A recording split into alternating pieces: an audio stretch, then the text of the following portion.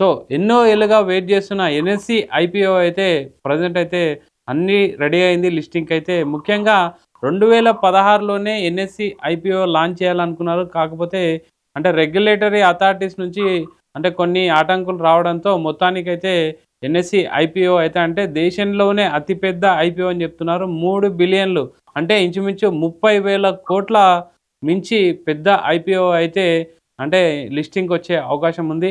Present అంటే NSC IPO సంబంధించి shares కొనాలా వద్దా? అంటే లిస్టింగ్‌కి ముందు ఐపీఓ అప్లై చేయాలా వద్దా? మాట్లాడదాం. మనతో పాటు senior stock market analyst Guruprasad గారు ఉన్నారు. Sir good evening sir. Good evening Ravi గారు.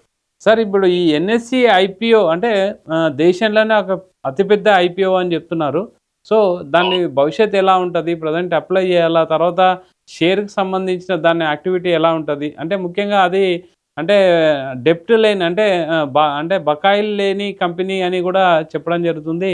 అంటే చాలా పెద్ద కంపెనీ ఎన్నో ఐపీఓలకు వేదికగా అయిన ఐపీఓ ఇప్పుడు ఎన్ఎస్సి ఐపీఓ అయినా రావడం జరుగుతుంది. ఏం చెప్తారు సార్ దాని గురించి? ముందుగా ఎంఎస్సి ఐపీఓ రావడం చాలా సంతోషంగా ఉంది ఫస్ట్ ఆఫ్ ఆల్. ఓకే. ఎందుకంటే one of the most important in India stock exchange NSC. Global గా కూడా మనది మంచి రికగ్నైజ్డ్ ఓకే. మన ఎన్ఎస్సి. ఓకే. ఇక్కడనే కాదు గ్లోబల్లీ గ్లోబల్ లో కూడా మన ఎన్ఎస్సి అంటేనే ఒక మంచి రికగ్నైజేషన్ ఉంది. హుహు. కాబట్టి అలాంటి ఐపీఓ రావడం చాలా హర్డల్స్ ఫేస్ చేసుకొని సెబీలో ఎన్నో కొద్దిగా రెగ్యులేటరీ ఇష్యూస్ అన్ని ఉన్నాయి. హుహు. అవన్నీ క్లియర్ చేసుకొని ఇప్పుడు ఈ రోజు ఫైలింగ్ జరిగింది. ఓకే. బట్ రేట్ ఎంత ఫిక్స్ చేస్తుంది? 30,000 కోట్లు వాల్యూ. 30,000 కోట్లు హుహు. అది టోటల్ గా 5 lakh crores అది చెప్పున్నారు వాల్యుయేషన్. ఎస్టిమేషన్ అయితే 5 lakhs crores. ఎస్టిమేషన్ 5 లక్షల కోట్లు. హుహు. 30,000 కోట్లు పబ్లిక్ లో నుంచి ఇప్పుడు మనకి ఐపీఓ రాబోతుంది. అవును సార్. ఇది చాలా శుభవార్త. ఎన్నో సంవత్సరాలు అంటే నా 27 సంవత్సరాలు 26 సంవత్సరాల తర్వాత మంచి ఐపీఓ చూస్తున్నాను. ఓకే. ఓకే. అంటే దాదాపు ఇలాంటి ఐపీఓ కోసం ఎన్నో రోజులు మనం ఎదురు చూస్తున్నాము. ఓకే.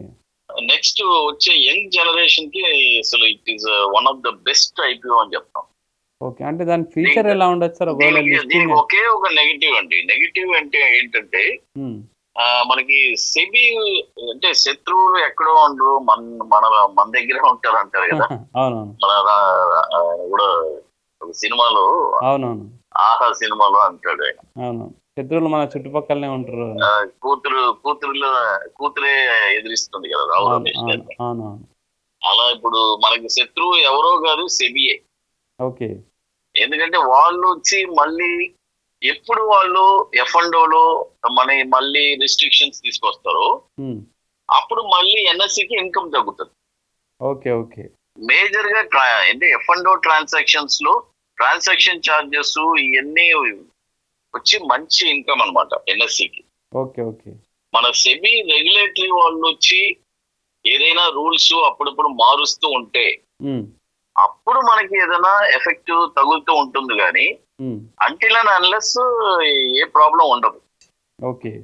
వాళ్ళు మళ్ళీ ఆప్షన్స్ ని తీసేయడం, ఆప్షన్స్ మాడిఫికేషన్స్ ఎన్నో.